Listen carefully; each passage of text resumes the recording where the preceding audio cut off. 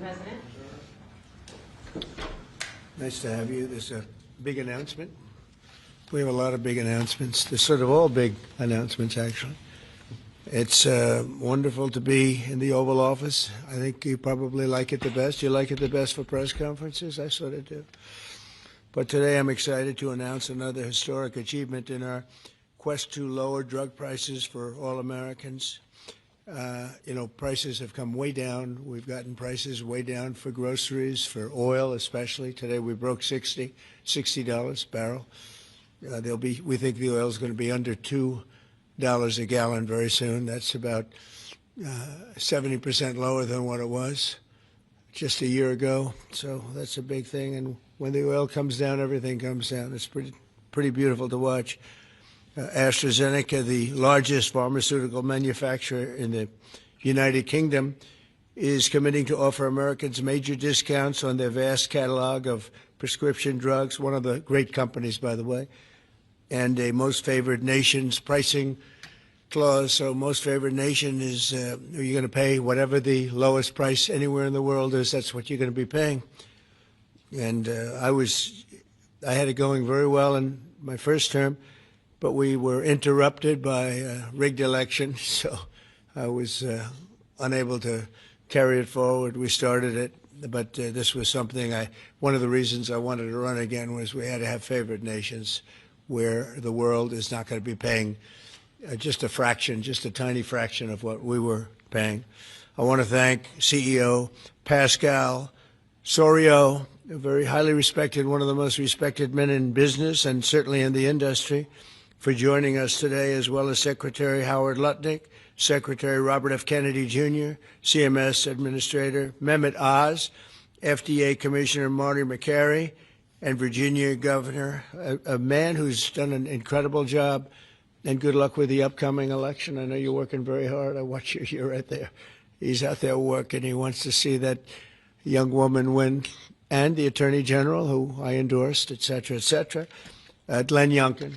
Thank you very much, Glenn. Thank you for being here. For many years, Americans have paid the highest prices anywhere in the world for prescription drugs by far, many times the amount that other countries are paying is ridiculous. Upon taking office, I signed an executive order to make sure that Americans pay no more for prescription medications than the lowest price or the same drug in other locations and developing nations.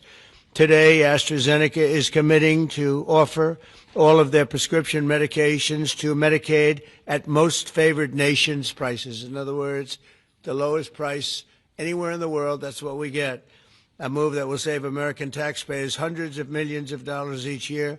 And I tell the story, Glenn, that in my first term, I had the honor of being the first president in 28 years to lower drug prices during the course of the year. And we actually did, and I was so proud of myself. We called a news conference. I announced it. It was 1/8 of 1%. 1/8 of 1%. Now drug prices are going to be going down 100%, 400%, 600%, 1,000% in some cases. But for 1/8 of a cent, Bobby, think of that. I was so proud because for 28 years nobody had done it. And now it's, I think back to that, I said I shouldn't have had that news conference. But it's just true. I was the only one that did it, but it was not very much. And now we're going to get, in some cases, 1,000% reduction. This is going to have a huge impact on everything from Social Security to Medicare to Medicaid, anything where they're buying any prescription drugs. It's going to have an incredible impact. It's going to lower itself greatly. AstraZeneca will also list many of their most popular drugs online at TrumpRx.gov. TrumpRx. I don't know why they put the name Trump. I did not tell them to do it, but I'm honored to let them do it. That's true, actually. That heavily reduced most favored nations cost. Americans can expect discounts, and as I said, it could be in many cases way over 100%. And as an example, one particular drug that's hot, very hot, 654% on inhalers, COPD and asthma, as well as certain diabetic medications. They're going to be averaging about 654% reduction in price. You believe that one? The Democrats will say, well, he should have gotten more. It's crazy. In addition, all medications AstraZeneca introduces to the American market going forward will also be sold at these heavily discounted rates. Furthermore, AstraZeneca will invest $50 billion in the United States over the next 5 years for research and development of new drugs and to onshore manufacturing facilities across the country, like the new plant that broke ground yesterday in Charlottesville, Virginia, where the governor attended. They had a tremendous group of people attending. It's going to have 3,600 jobs just to begin with. And that's going to be a fantastic plant. I saw a picture. It's going to be the best, right? You can't get any better. This is a tremendous victory for Virginia and for American patients and for everything, for the country. It's an amazing company to have coming over to the United States in such a big way. That's going to be a big part of the company. Presidents have promised for years to lower the cost of health care, but my administration is actually the first to do it and do it substantially, do it at numbers that nobody thought, even I thought, were not possible. When you think of it, if you got a 1%, 2%, 5%, that's good. You did a good job. We're talking about 100, 200, 300, 500, 700 in some cases, some big, big numbers. And the largest drug companies in the world are working with us to make this a reality. And so I look forward to being at your opening of that incredible facility. I hear something, and it's in a great location, Len, right? One of the beautiful locations. So I'd now like to ask Secretary Kennedy to say a few words, followed by Dr. Oz, Pascal, Governor Youngkin, and we'll take some questions afterwards. Would anybody like to have some questions? Yes? Oh, I'm shocked. Okay, we'll take them right after, okay? Bobby, please. Thank you, Mr. President. I talked about this a little yesterday in the cabinet meeting, but it's worth repeating because it shows this historical achievement as really monumental. When I was in my confirmation process, virtually every Democratic senator showed me their preoccupation with making sure that we completed, that I was going to continue to get a commitment from me to continue the IRA drug price negotiations. That the IRA required the Democrats, while the President Biden was in the first year of the IRA, to negotiate 10 drug prices down. And then I was supposed to, my first year, negotiate 15 and 15 every year thereafter, and that was their plan. The Democrats claimed that they had a 22% reduction, and that was a great success. When we actually looked at that, when I came into the agency, we realized we were actually paying more for 8 of the 10 drugs. The 22% reduction was off of list price, and Medicare ended up paying more for 8 of the drugs, equal for the 9th, and about a 2% discount on the 10th drug. So that was the plan, and that's what they did. We are continuing the IRA negotiations, but thanks to the president's leadership, we have achieved something extraordinary here, which is a dream that he's had for 20 years because he's the common sense president. He saw something 20 years ago. He learned that we were paying 3, 4, 5, sometimes 10 times for the same drug as they were paying in European countries. Some of these drugs were manufactured in facilities in New Jersey and then sold for 1/10 the price in Great Britain, in London or Paris, that Americans were being charged for them here.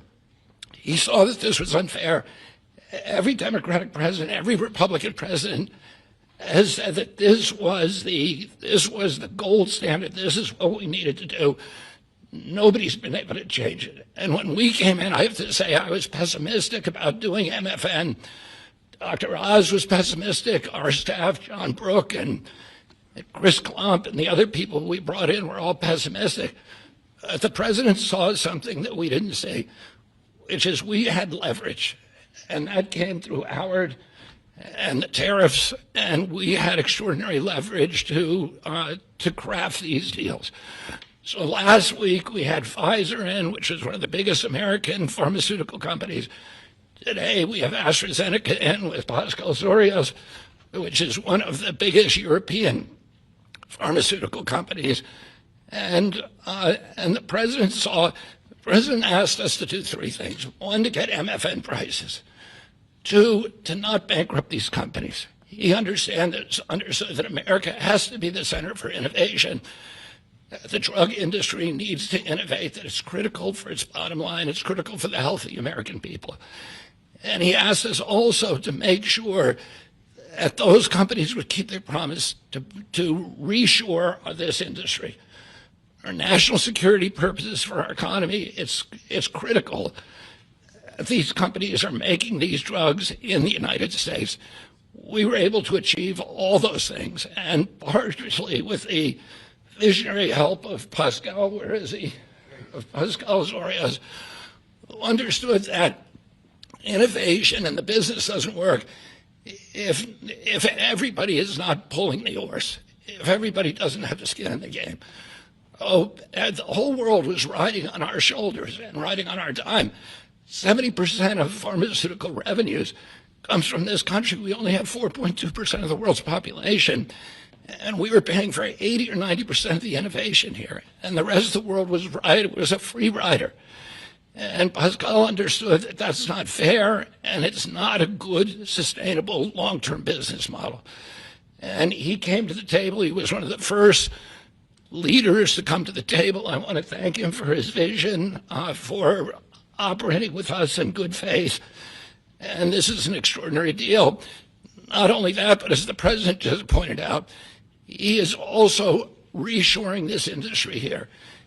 He has 19 facilities already operating in this country. He has this other facility in Marlborough County that Dr. Oz went with Governor Youngkin and broke ground on yesterday.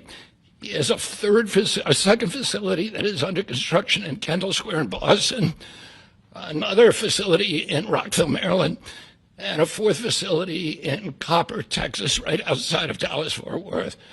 And he's got plans for building many more in this country, thanks to the president's leadership, to the tariffs, and to the common sense the president has demonstrated in his own commitment to make drug prices lower for hardworking Americans. So I want to thank the president for your visionary leadership. I want to thank Dr. Oz for his part, and Marty McCary in negotiating this deal. Dr. Heidi Overton, Theo Merkel, Chris Klump and John Brooks, who all played critical parts in the negotiation, and of course Howard Lutnick, who was the key to these negotiations. Who do we bring up now? Dr. Klaas. Thanks, Secretary. He'll take your place, Pascal.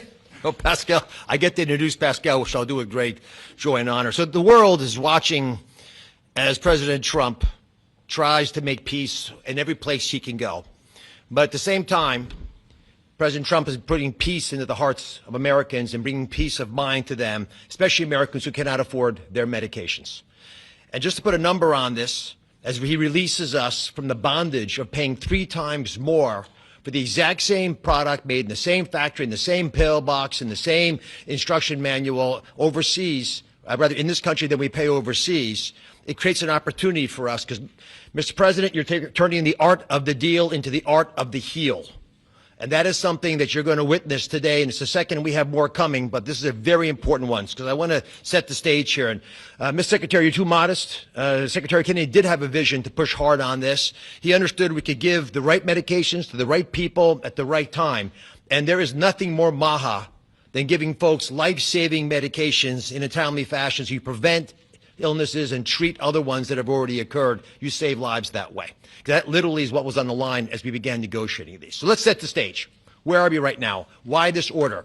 Last week in this very room, President Trump welcomed the CEO of Pfizer, and that company, a leading U.S. pharmaceutical company, pledged to provide exactly what the president promised. Massive discounts to allow us to have most favored nation drug pricing in this country so we don't allow our people to pay more than folks overseas. And this was unthinkable even 6 months ago, 7 months ago when we came into office. And Americans now have the ability to do that, but we needed to prove it was scalable. So we went to AstraZeneca, which is the leading pharmaceutical company, a leading company in the entire world, but a massive opportunity in this march to MFN, a march to most favored nation drug pricing. And to have this message land clearly, we needed to make sure that the president's demand for fair drug pricing was heard all around the globe. And I actually think the single most powerful tool we had was the president because people take him seriously. And some of the things that they were hearing overseas were alarming them enough that they began to realize the jig was up. So let's talk about the deal specifically. What are John Brooks, if you give me my Vanna White, please. John back there is Theo, Vince, Heidi were parts of the team. There are other members of the team I'll speak of in a second. So these are the 5 deal points. This is what Trump RX, by the way, which just launched, TrumpRx.gov, which was a unanimous name, by the way, Mr. President. He was not involved in picking the name, but it was not a difficult one to land on. We thought it had a catchy element to it. All primary care medications sold by AstraZeneca are going to be available on Trump RX, which means no more gaming, no more middlemen. Starting early next year, when you go to the website, you'll be able to see a marketplace. We're not selling the drugs. We're just making information available to everyone so you go to the right place to buy the right medication. Second, drugs for lung diseases are discounted massively, and that's over here on this line. The president highlighted 650%. They're significant discounts, and these are medications. We just picked the ones for lung disease and one for metabolic syndrome, diabetes, but there are others that are included.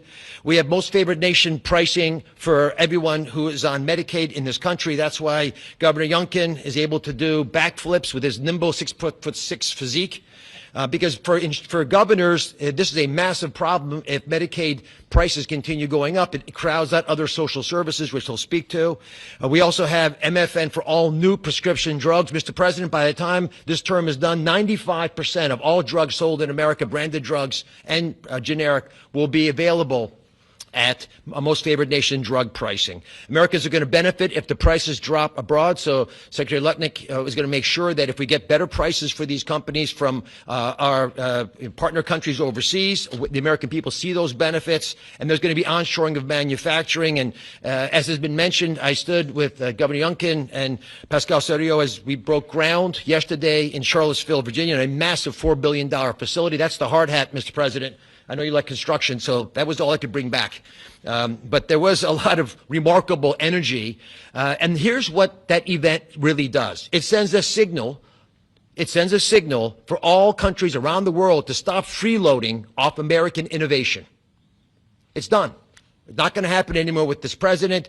And if you aren't picking up your end of the bargain, then you're going to be welcoming a lot of more companies to leave your shores and allow us to welcome them into our shores as they open up manufacturing facilities here. And for all the pharmaceutical companies out there, we're talking to all of you, pick up a shovel. This is a great place to build a facility, as AstraZeneca has shown us, and I think it has a wonderful opportunity in the future as well as this country continues to support the innovation Secretary Kennedy spoke about, because we're not compromising that at all. We're just getting fair prices for the American people. To the team, tough negotiations, Mr. President. You know how hard they can be. You can't get there without world-class negotiators, and we are blessed by individuals to work with the AstraZeneca team who are killers, head-to-head. And why? Because talented people out of the private sector are coming into government to serve this president in a generational opportunity that they feel in their heart will make a difference. John Brooks is part of that team. Chris Klump, Inma Hernandez, numerous other folks contributed as well. But we're open for business. And if you want a great position and a patriot,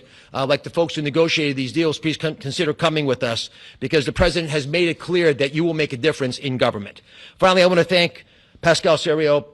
Pascal's an interesting, almost enigmatic individual. He's a CEO of AstraZeneca. He is born in France, Australian citizen, knighted in Great Britain, running their largest pharmaceutical company. So you figure out the lineage. But one thing I know is a very, very smart man who came here early on, took the president seriously, and he recognized the inherent unfairness of the European model of global freeloading off our innovation. He appreciated the challenge, and he wanted to be part of the solution. So Pascal, take it away. Thank you so much. So, President Trump, it is really a pleasure to see you again, since I had a chance to meet you last time you visited the UK for your state visit. I know the King actually kept you late during the night, during your visit, late up at night. And I must thank you, actually, for returning the favor. I can tell you, you've kept me up at night, and my team as well. But it has been really worth it. It's been worth it because today I'm really excited to announce AstraZeneca's commitment to your vision for a healthy America. Great leadership is about having an ambitious vision that can energize people, and you appoint a very talented team that can deliver on this. Your vision is exactly that. It is about lowering the price of medicines for American patients while ensuring that America remains a global powerhouse of innovation in biopharmaceuticals. And that's not easy to do. We need to keep inventing the technologies and the products that will cure disease. But you actually gave us a key, equalization. That's an important word. Yeah. You've assembled a remarkable team, actually, that together with us found a way to deliver on your vision. I would like to thank you, Mr. President, for your collaborative and your trusting approach throughout the discussion that led to this agreement. In addition, I would like to thank Secretary Lutnick, I'd like to thank Secretary Kennedy, Dr. Oz, and the CMS team, in particular John Brooks, who is here today, but also Chris Klump, for their very straightforward approach and their collaborative work that, together with my great team at AstraZeneca, enabled us to deliver this agreement today. It is an agreement that allows a number of wins. First of all, a great win for American patients. This agreement will deliver improved access to our medicines at a lower cost. We've addressed the 4 points that you raised in your letter, ensuring Americans do not pay more than patients in other wealthy countries. So it's a big win for patients and the healthcare system as a whole. But it's also a big win for the economy and for taxpayers, because it supports rebalancing the cost of innovation across wealthy nations. For too long, America has shouldered a disproportionate portion of the world's R&D cost for breakthrough medicines development. That imbalance is not sustainable. It had to change. And equalization levels the playing field, with wealthy nations contributing their fair share to the cost and the risk associated with biopharmaceuticals R&D. And I would say it's also a big win for state budgets because these Medicaid price reductions will have an immediate impact on Medicaid budgets and provide substantial relief to state budgets. Finally, your vision also secures America's strong position in life sciences and the onshoring of critical innovations and manufacturing. As a company, we will invest $50 billion in manufacturing and in R&D. We already have a large presence in the United States. We have 19 sites, and we employ 25,000 people around the country. They're all developing the new generation of medicines. But we'll continue to increase our presence in this country. We're expanding our manufacturing footprint in Texas. We're building our second large R&D center in Kendall Square in Boston. We are building a cell therapy manufacturing plant in Rockville, Maryland, and there's more to come. So a lot of investment over the next few years. I want to say that I appreciate very much Secretary Letnick granting us a 3-year tariff exemption to localize the remainder of our products. Most of our products are locally manufactured, but we need to transfer the remaining part to this country. And also for your great support to convince also other wealthy countries to share the cost of pharmaceutical innovation. It is an important part of this agreement, rebalancing and the cost around the country, around the world. Yesterday showcased our commitment to the United States with this $4.5 billion investment in the beautiful Commonwealth of Virginia to manufacture what we call API, active ingredients for our medicines, but also antibody-drug conjugates that are such a critical part of the future treatment of cancer care, what is called smart chemotherapy, targeted chemotherapy. I want to thank Dr. Oz for joining us for the groundbreaking ceremony near Charlottesville, together with Governor Youngkin. And I actually love your AstraZeneca hat. I know you wanted to bring a shovel, but didn't make it to this beautiful room.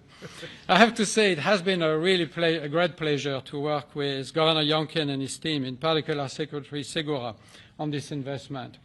Like you, President Trump, they are deal makers that move at the speed of business. And it's very important for us company to be able to work with people who understand who we are and move very fast.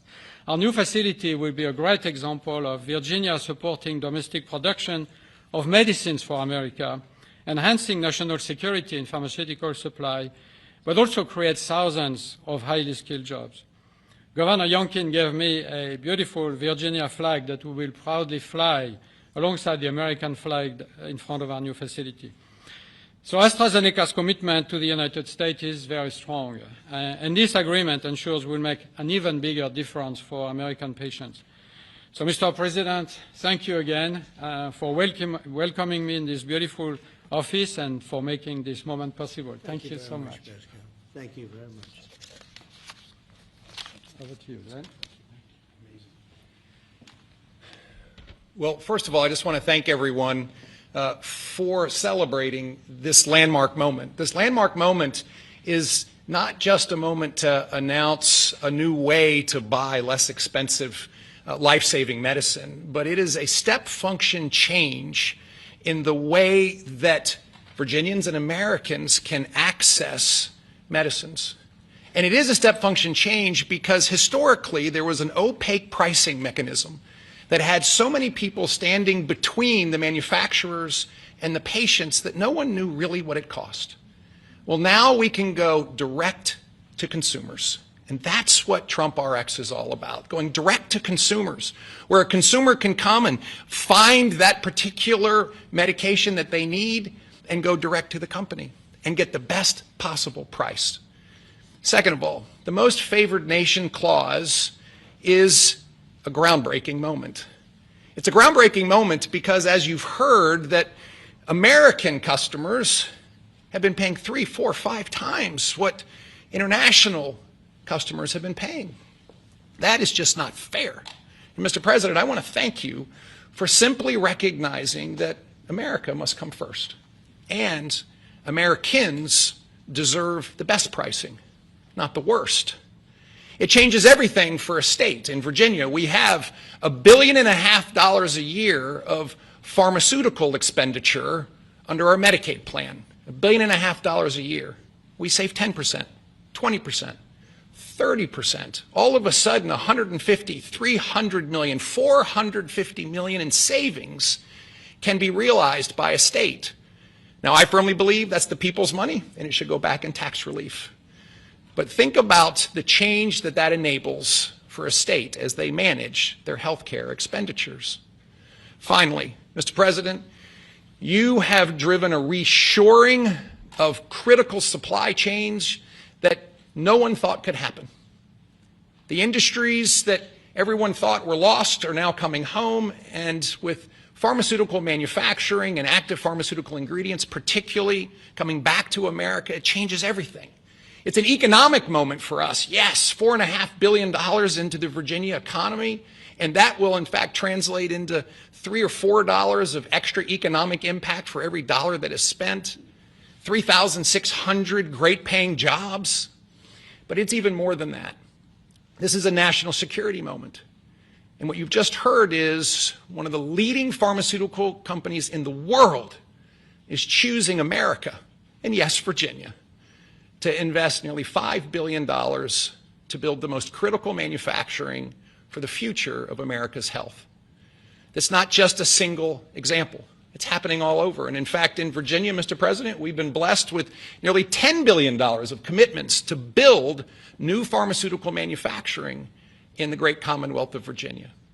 And therefore, I believe this is a moment to celebrate investment, but more importantly, to celebrate breakthroughs for American citizens to get access to life-saving medicines at cost that they deserve, because they're all made here.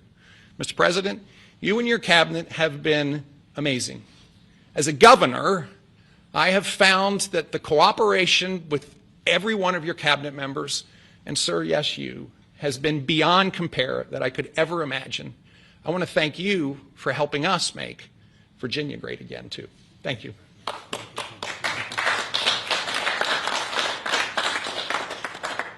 So we have, at this moment, I think we just cracked $18 trillion in commitments and investments in our country. As an example, the last administration was far less than $1 trillion for 4 years.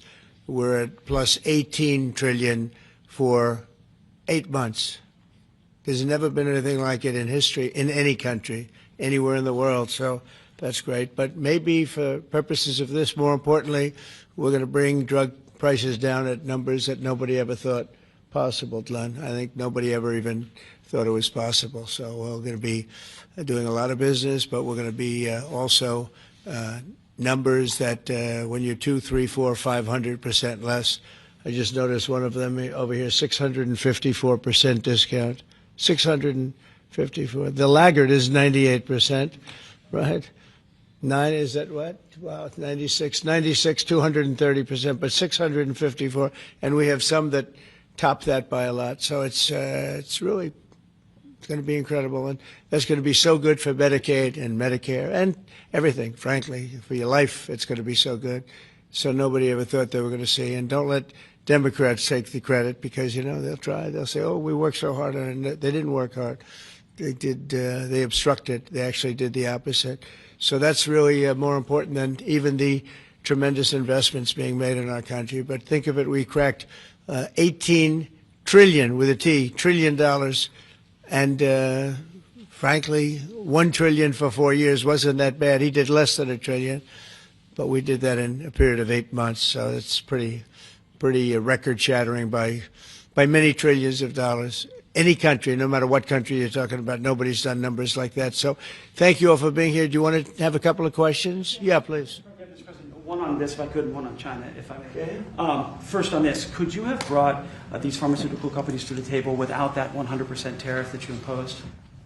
No, it's not 100%. You're talking about China might be 100%. No, I'm talking about the 100% you imposed on pharmaceuticals for that section. I would never have been able to bring them. Now, I'm not sure that Pascal would like to say, but behind the scenes he did say, tariffs were a big reason he came here, and also the fact he loved Virginia. He liked this guy. He liked me.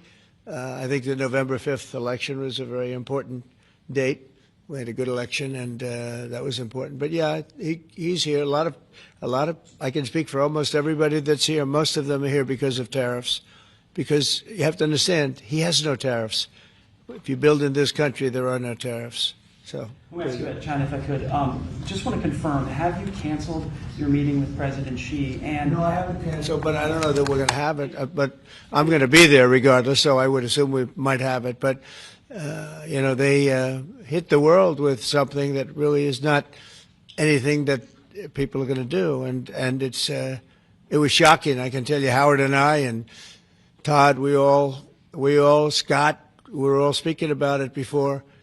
And it was we said, where did that come from? It was just, that was out of the blue, right? Out of the blue, they came up with this whole import-export concept, and nobody knew anything about it. So. If they roll back their export controls, the new announcement, would you roll back? Look, we're going to have to see what happens. That's why I made it November 1st. We'll see what happens, yeah. Mr. President, Go ahead, please. what else besides software could be on the table in terms of export controls? A lot more. I mean, you have software, but you have a lot more. We have airplanes. We have airplane parts. You remember that from last time. And we were just surprised at China. I have a very good relationship with President Xi, and they did that. This is not something that I, instigated. This was just a response to something that they did. And they didn't really aim it at us. They aimed it at the whole world. The whole world is subject to it. So I thought it was very, very bad. But we have many things, including a big thing is airplane. They have a lot of Boeing planes, and they need parts and lots of things like that. Steve?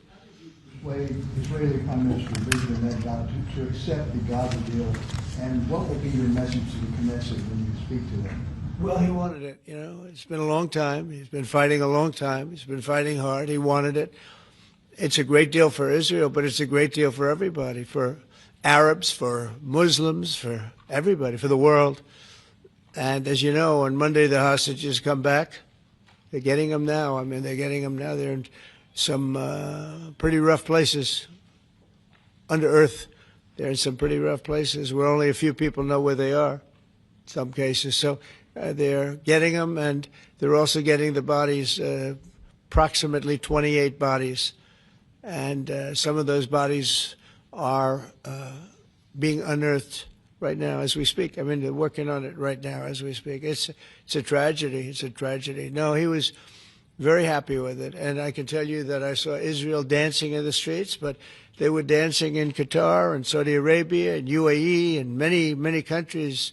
I saw Egypt. They were dancing. I'll be going to Israel. I'll be speaking at the Knesset, I think, early on. And then I'm also going to Egypt. They were terrific. But all of the countries were great. Indonesia was great. Jordan was great. They were all great. Everybody wants this deal to happen. What happens in Gaza the day after the hostage release? Day after what? The day after the hostage release, what happens there then? Well, hopefully you're going to have great success I call it everlasting success. I think you will, too. I think you're going to have tremendous success, and Gaza is going to be rebuilt. And you have some very wealthy countries, as you know, over there. And it would take a small fraction of their wealth to do that. But and I think they want to do it. And we're also setting up, as you know, a board of peace. It's called the Board of Peace. I don't know if that's the final name, but the word peace is definitely in there. They have asked me if I chair it. We'll make sure things go well. And how confident are you that the ceasefire will hold? I think it'll hold, yeah. I think it'll hold. They're all tired of the fighting. Don't forget, you had October 7th, which was a horrible day, 1,200 people killed. But Hamas has lost 58,000 people. That's big retribution. That's big retribution. People understand that. So, no, I think they're all tired of fighting. And this really gives the whole Middle East, this is beyond Gaza. Gaza is very important, but this is beyond Gaza.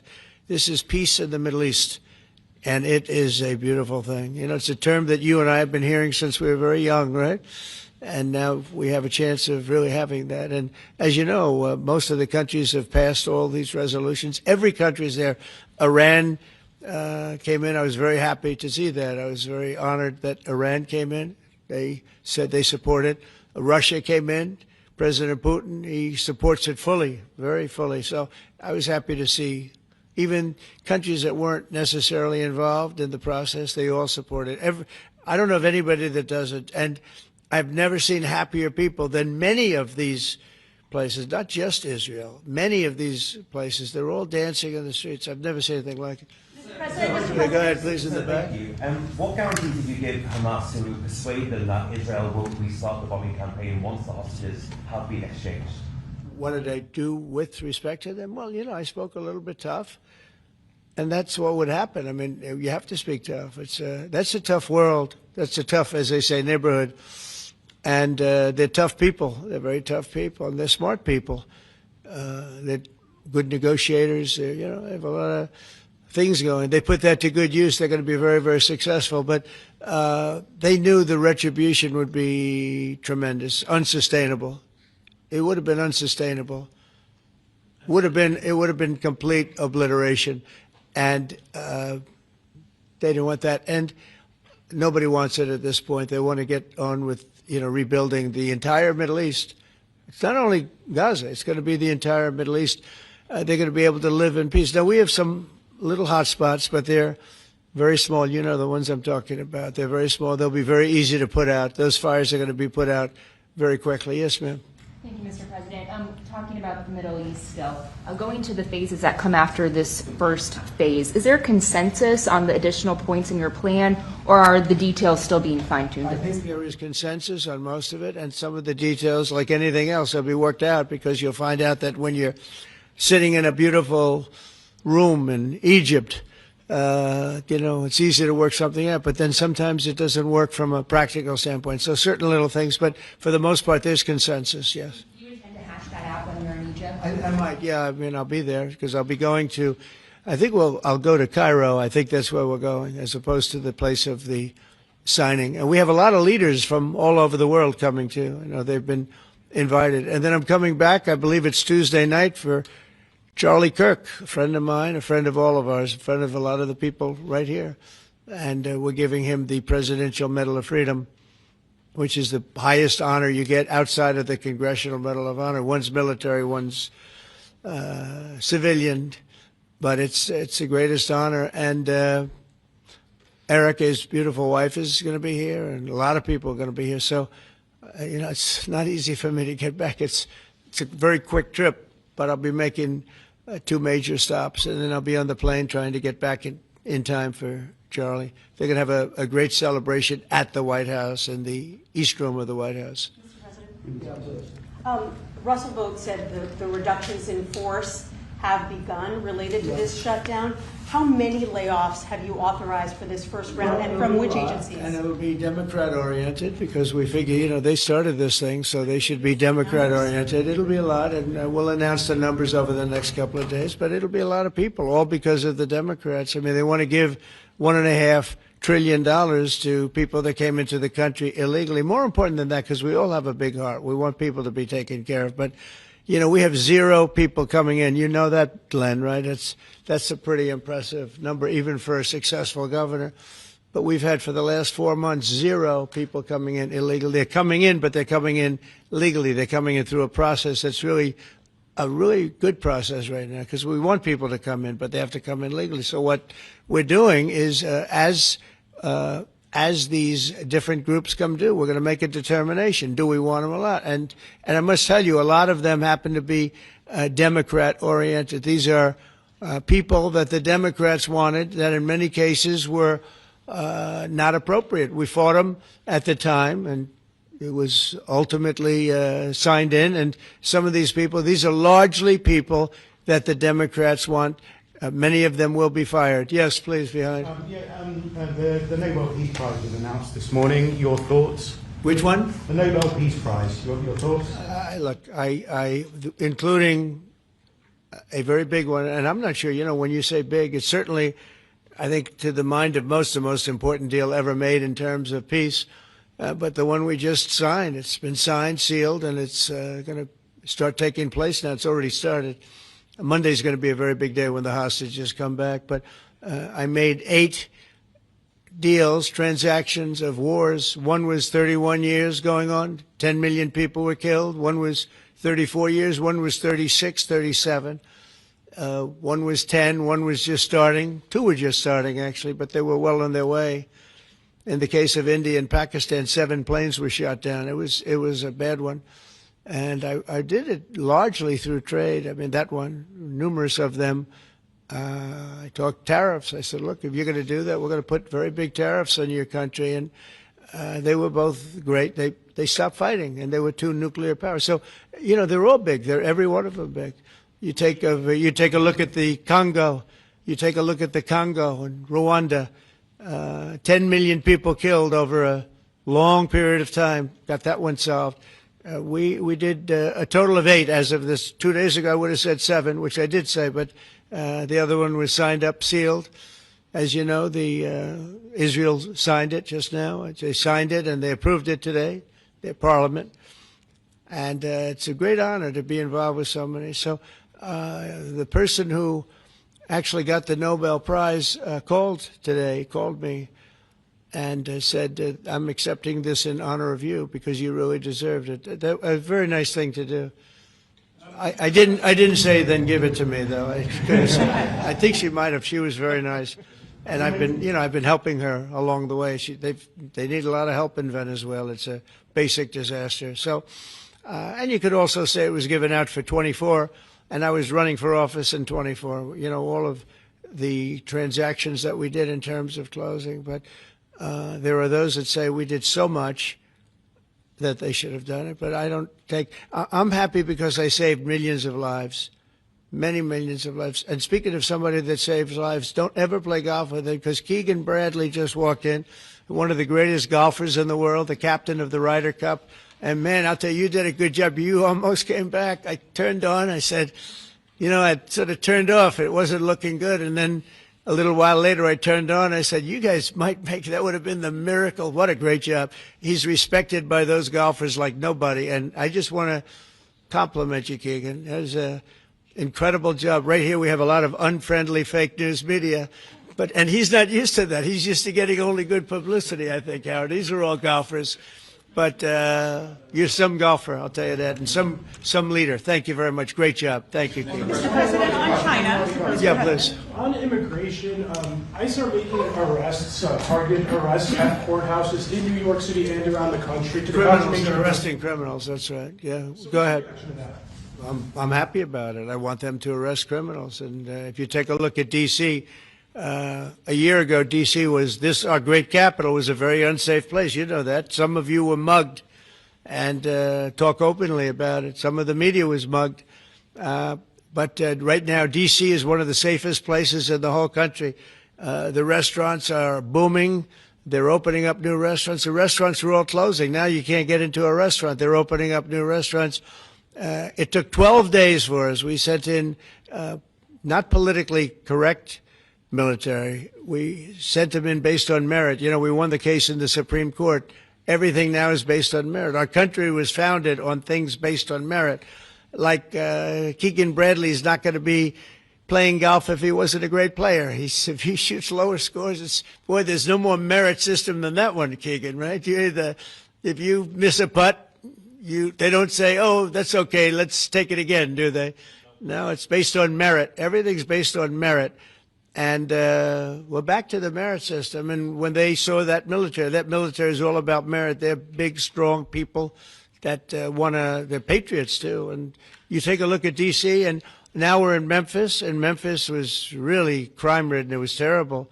A lot of people being killed. And they say in 12 days they can't even believe how much better it is. And it'll take probably a month over there, and we're heading to Chicago because we want to save Chicago.